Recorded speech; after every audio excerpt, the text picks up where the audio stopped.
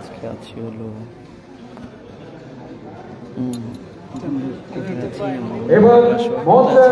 সবাইকে আসসালামু আলাইকুম। সবাই কেমন আছেন? তো আমরা এই মুহূর্তে রয়েছি বাংলাদেশ রেডিও বেতার কেন্দ্রে, তেজগাঁও অডিটোরিয়ামে প্রোগ্রাম চলছে আমাদের। হয়তো ইতিমধ্যে আমাদের পোস্টারে দেখেছেন আমাদের আজকে এই প্রোগ্রামটা ছিল। তো আলহামদুলিল্লাহ আমরা এখানে উপস্থিত হয়েছি এবং আমাদের ভালোবাসার যারা রয়েছে মডেল রূপালী এবং ডিজে বাপি, কণ্ঠশিল্পী পাগলা সোহাগ এবং আমাদের মাঝে আরেকটা নৃত্যশিল্পী বর্তমানে লাইভে ড্যান্স করতে চলে, আখি আপু ড্যান্স করতে চলে গিয়েছে, ইতিমধ্যে স্টেজে যাচ্ছে। তো আপনারা সবাই আমাদের সাথে থাকুন এবং আমাদের অনুষ্ঠানটি দেখার আমন্ত্রণ রইল এবং উপভোগ করবেন আপনারা সবাই।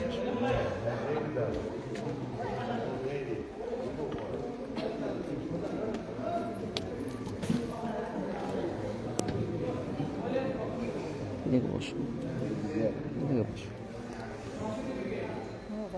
এদিকে বসো। শুরু করেন। আচ্ছা দাঁড়ান, গানটা কি জানেন?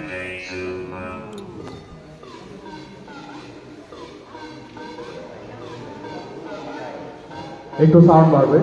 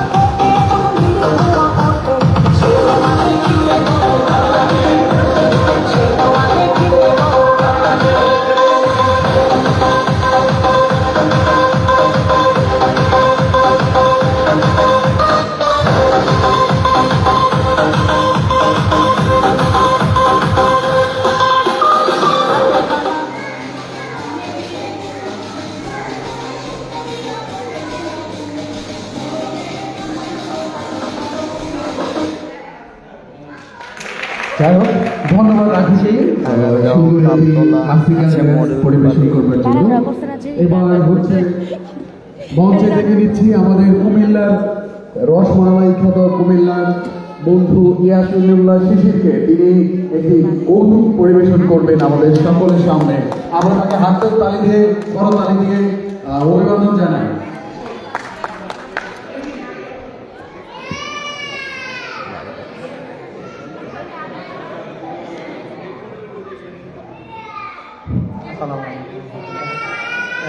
গান শুনলেন, এখন একটা কৌতুক হলে কেমন হয়? আমি চেষ্টা করছি, আসলে কৌতুক শিল্পী না আমি। দুই কিপটা বন্ধুর কথা বলবো আর কি, দুই কিপটে বন্ধুর কথা। এক বন্ধু হচ্ছে কি আপনার আমাদের জামাল আহমেদ সুবর্ণ ভাই, আরেক বন্ধু ইয়াকুব আলী সরকার। ওরা দুজন একই এলাকায় বসবাস করে, দুজনে ঘি ছাড়া ভাত খাইতে পারে না। ওরা প্রচুর ঘি খায়, ঘি ছাড়া ভাত খাইতে পারে না। তো হঠাৎ করে দুইজনেরই ঘি শেষ হয়ে গেছে। তো একজন হাঁটতে হাঁটতে জামাল আহমেদ সুবর্ণ বাসায় যাচ্ছে। যাওয়ার পরে সুবর্ণ বাসায় যাচ্ছে ইয়াকুব আলী সরকার, আর ইয়াকুব আলী সরকারের বাসায় আসছে সুবর্ণ। হঠাৎ করে মাঝে দুজনে দেখা, দোস্ত তুমি এত রাত্রে করে কি কারণে আসলাম? দোস্ত তুমি তো জানো যে আমি ঘি ছাড়া ভাত খাইতে পারি না, তো আমার তো ঘি হঠাৎ শেষ হয়ে গেছে।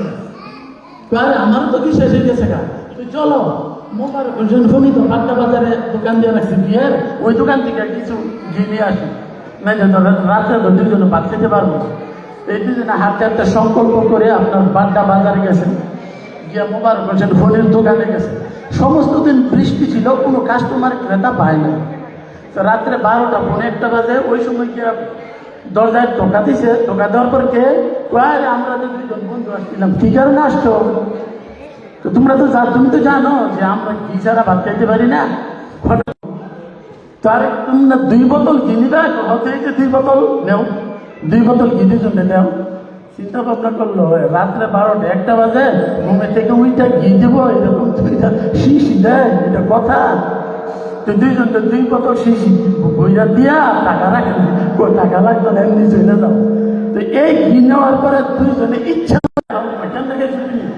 আমার কাছে যখন তোমার ভাবি গরম ভাতটা ফাঁক করে দেওয়ার পরে গরম ভাতের মধ্যে আমি করছি কি এটাই ভাবে চাপটা বসাই দেয়, গিয়ে ক্যাপটা গরম হিটের কারণে ভিতর থেকে যে হাফটা বাড়িয়া যে ধোঁয়াটা বাইর হয়, ওইটা ভিতর কন্ট্যাক্ট পাইলাম। প্রধানমন্ত্রী আমার হুকুম দিয়েছে এই 1 বছরের ভিতরে কিন্তু তোমার ব্রিজের কাজ শেষ করতে হবে, দ্রুত কাজ শেষ করতে হবে 1 বছরের ভিতরে। এখন আমি চিন্তা করি কি করে কাজের লোক কই পাই, বিভিন্ন পত্র পত্রিকা বিজ্ঞাপন দিতেছি যে তার হাজিরা মানে আমার চেয়ে আরো বাইক দেওয়া। চিন্তা ভাবনা করলাম এত লম্বা ব্রিজের কাজ বাইক দেওয়া লোক দেওয়া হইব না। তখন মানে হাঁটতে আবার হাঁটতে ঘুরতে আসলাম যা মুন্সিগঞ্জের বজাই দেয়া। ওইখানে আইসাতে সবাই খায় আজাইরা, কোনো কাজ নাই, সবাই অবসর আর কি আজাইরা। ওদের কাছে গিয়ে পরামর্শ দিলাম যে ভাই আমি জানলাম না এইভাবে ব্রিজের কন্ট্যাক্ট পাইলাম, আপনাদের 1000 টাকা হাজির হলে 2000 টাকা হাজির হলে আপনাদেরকে ব্রিজের কাজ করবেন। বললো তোর আমরা আগের থেকে খাইতে পারি, কাজ করবো কি করতাম? ঠিক হইতো যে অবসর থেকে খাইতে পারি, সবাই আড্ডা মারতে। ওদেরকে পরামর্শ দিলাম যে এইভাবে ভাই আপনারা ব্রিজের কাজ করবেন, এই ব্যাপার আমি কন্ট্যাক্ট দিয়েছি, ততদিন আমরা আড্ডা মারা খাইতে পারি, আড্ডা মারা খাইলে আমরা কাজ করে রাখবো। তাইতে একটা শর্ত, কি শর্ত? যদি আমাদেরকে একটা বিয়া করে দেবো, কি যদি আমাদেরকে বিয়া করে এটা একটা কথা কইলা জীবনে কত ভোট করলে কত ওকালতি করলাম। আরে তোমরা কামে যাও, কামলা পাই তুমি বউ হয়ে গেছে সাহায্য ধর বউ হওয়া যায় না, বউ ভাই করি আমার হাতে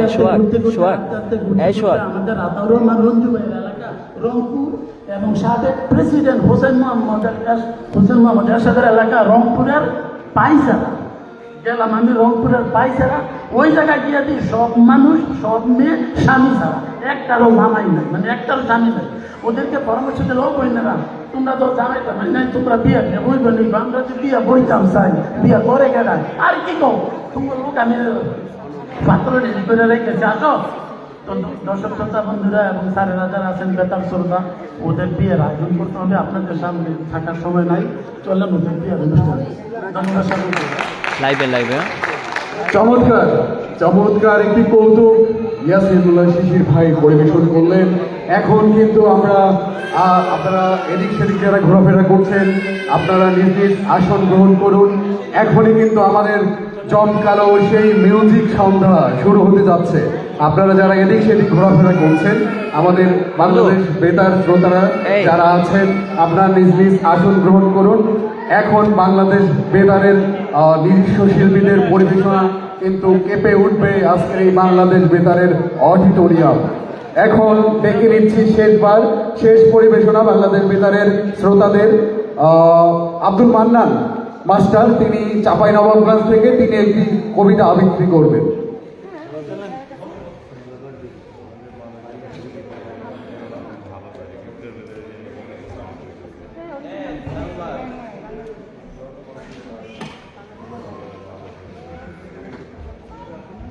আসলে এতক্ষণ তন্ময় অনুষ্ঠান শুনছিলাম, আমি ভাবছিলাম আমার নামটি নাই, না থাকলে মনে হয় ভালো হতো।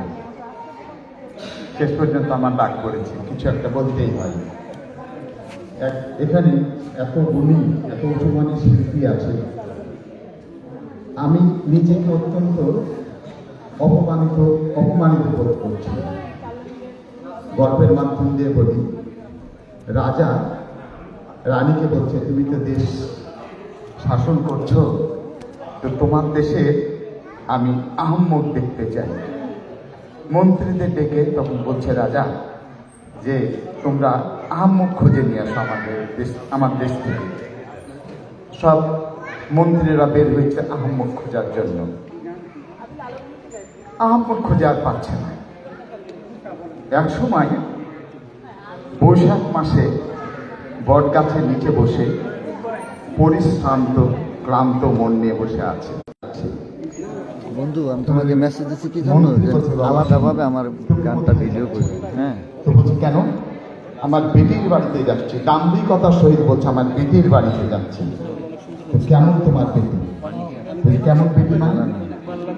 আমি বিয়ে করেছিলাম, সুপ্রিয় ওকে দর্শক, ছেড়ে দিয়েছি, আবার বিয়ে করেছি ওই মেয়ে।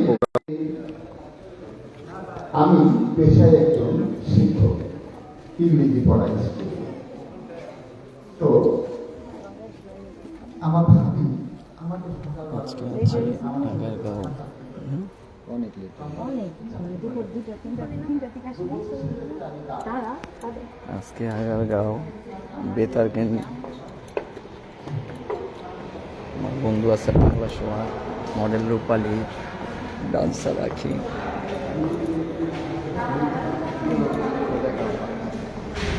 দেখতে পাচ্ছেন, দেখতে পাচ্ছেন। বাংলাদেশ বেতারের অনেক স্মৃতি।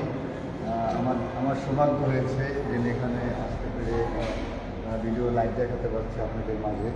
এবং বাংলাদেশ বেতারে অনেক স্মৃতি, অনেক গণ্যমান্য লোক রয়েছে। কানাই লাল শীল, উস্তাদ মুমতাজ আলী খান এবং হাসন রাজা এবং কি উস্তাদ আলাউদ্দিন খান, আরও ইত্যাদি ইত্যাদি অনেকে। যে দেখেন যাদের ঐতিহ্যবাহী একতারা, দোতারা এবং তাদের বাদ্যযন্ত্রগুলো কিন্তু স্মৃতি হয়ে এখনও আছে।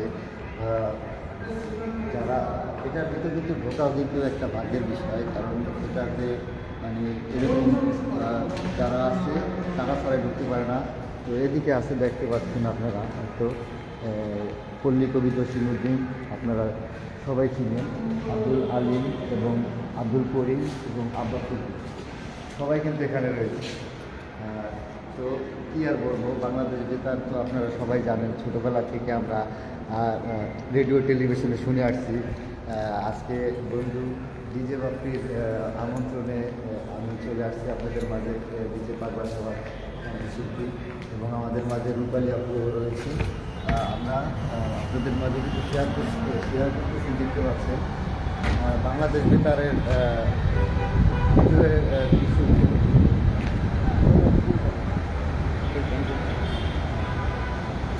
আর আমার বন্ধু আছে পাগলা সোহাগ, ভাইরাল পাচ্ছেন, ওরে সবসময় পাওয়া যায় না। আজকে পেয়েছি আমরা, ও শিডিউল থাকে সবসময় আমার বন্ধু। এখন আছি আগারগাঁও, তালতলা আগারগাঁও, আগারগাঁও রেডিও সেন্টার বাংলাদেশ বেতারে আমরা এখন অবস্থিত। অনেকেই দেখতে পাচ্ছেন সেলফি তোলায় অনেকেই রয়েছে, অনেকেই সেলফি তুলছে। মানে এটা একটা স্মৃতিময় দৃশ্যগুলো, মানে অনেকেই ছবিগুলো স্মৃতি রাখতেছি। আপু কোন দিক গেলেন? হ্যাঁ,